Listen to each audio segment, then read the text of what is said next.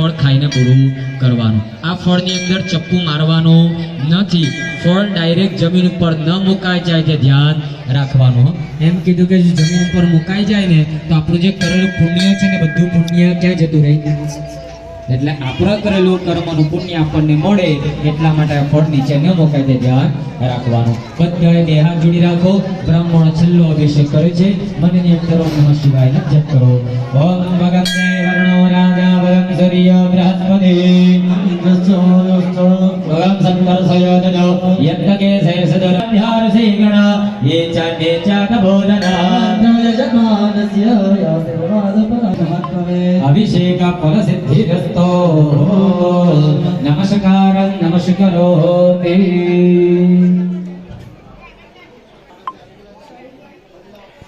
બે ચાર કોઈ સ્વચ્છ આપી દેજો. આ પ્રસાદ થી પછી બધાને આપી દેવાનો છે. પ્રાર્થના પૂર્વક નમસ્કાર નમસ્કરોમિ. હાથમાં બધાએ ચોખાના દાણા પકડી રાખો.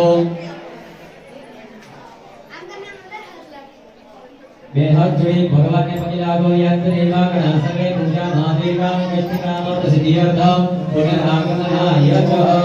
એ ચોખાના દાણા મંડપ પર્વત આવી દેવાના. સ્વસ્થાને ગચ્છતો શુભ શુભકાર્ય પુનરાગમનાય ચ. બે હાથ જોડી ભગવાનને વંદન કરો. બોલો શ્રી ગણપતિ ગજાનન મહારાજ જય.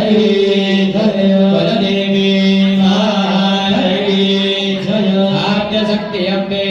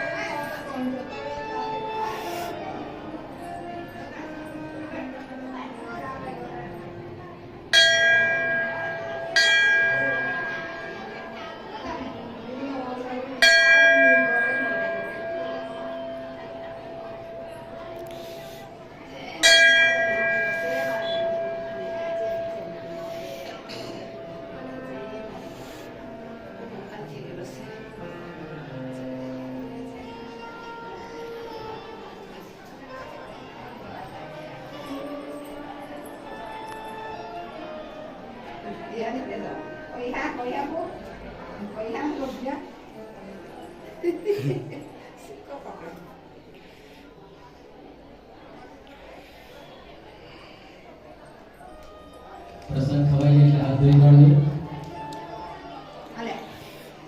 અહીંયા આગળ આજના આપણા માતાજીનો યજ્ઞને આપણે અહીંયા આગળ વિરામ આપ્યું. યજ્ઞનો કોઈ દિવસ પૂર્ણ થતો નથી. યજ્ઞ ખાલી વિરામ છે. કારણ કે આજના દિવસે આપણે અહીંયા યજ્ઞ કરીએ એવા તો આજના દિવસે કેટલી જગ્યા પર યજ્ઞ થતા હોય છે. યજ્ઞ એક જ છે, કોઈ પરિભાષા નથી. એટલે યજ્ઞને આજના દિવસે આપણે વિરામ આપીએ. અહીંયાથી અહીંયા ઊભા થવાનું.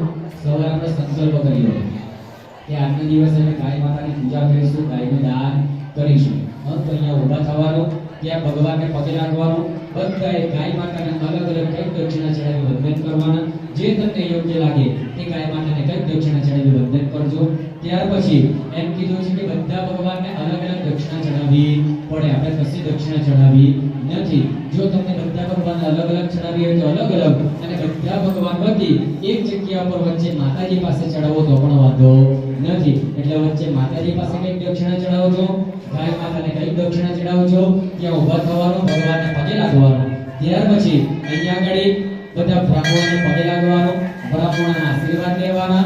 ઈચ્છા હોય તો બ્રાહ્મણોને કંઈક દક્ષિણા આપી તમારે વંદન કરવાનું. ઊભા થવાનું, ભગવાનને માતાજીને પગે લાગી દેવાનું.